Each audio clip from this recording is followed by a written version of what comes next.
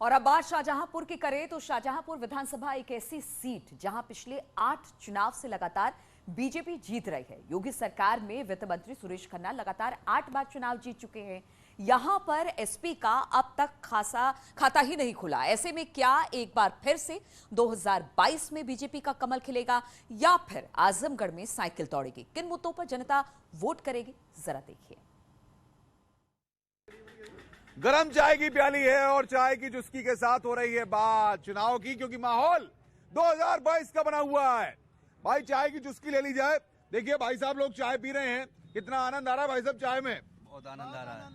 अब तो चुनाव भी 22 का है, 2022 में माहौल कैसा लग रहा है? बहुत बढ़िया माहौल, जोरदार भारतीय जनता पार्टी सरकार बनेगी उत्तर प्रदेश में। अच्छा जी, अखिलेश कह रहे हम आ रहे हैं। अखिलेश जान तो हमें इसको जनता बनाए, सिवाय जिन्ना के अलावा किसे जान रहे हैं? जिन्ना ना मुद्दा है। अब जिन्ना उन्हें मुद्दा बनाए दो, केवल मुस्लिम वोट होने चाहिए। चाय पी रहे हो, ये बताओ ये नेता कैसे लगे? जब आते हैं नेता, जब वोट मांगन को तो क्या कह मैं सब समय के हिसाब से मांगते रहते हैं अपना वोट, हमें दीजिए, लेकिन काम तो जो करता है उसी को वोट दिया जाता है ना। तुम भैया बताओ, नेता अच्छे लगते हैं? नेता तो आते हैं तो बहुत अच्छे लगते हैं। अच्छा, कैसे? जब वोट मांगने आएंगे तो वो सब कुछ कह देंगे कि जो नहीं चाहिए वो भी देने को तैयार हो जाते हैं, लेकिन जब चुनाव हो जाता उसके बाद कोई नहीं दिखाई पड़ता है। लेकिन भारतीय जनता पार्टी ने बहुत सा काम किया है और हमारे हरदोई में अभी अखिलेश यादव जी आए थे, उन्होंने जिन्ना के लेके बवाल कर दिया। ये बताइए, नेता आते हैं वोट मांगने के लिए तो क्या कहते हैं? जी वो वोट मांगते हैं, हम लोग देते हैं। हम लोगों के लिए बहुत कुछ किया है, आगे भी करेंगे। हम लोगों के लिए बहुत गरीबों के लिए सुविधा की है। आप चुनाव लड़ना चाहती हैं? हैं? चुनाव लड़ेंगी? कौन सी पार्टी से? यही प्रधानमंत्री अपने जो नरेंद्र मोदी है। अच्छा, क्या अगर मानिए आपको जनता चुन ले, क्या करेंगी आप? शाहजहांपुर के लिए क्या काम करेंगी? जो जिस पे जनता समर्थन देगी वही करेंगे, जिस पे खुशी मिलेगी जनता को। अच्छा, नेता सच बोलते हैं? क्या लगता है तुमको? हाँ सच बोलते हैं। नेता सारे सच बोलते हैं?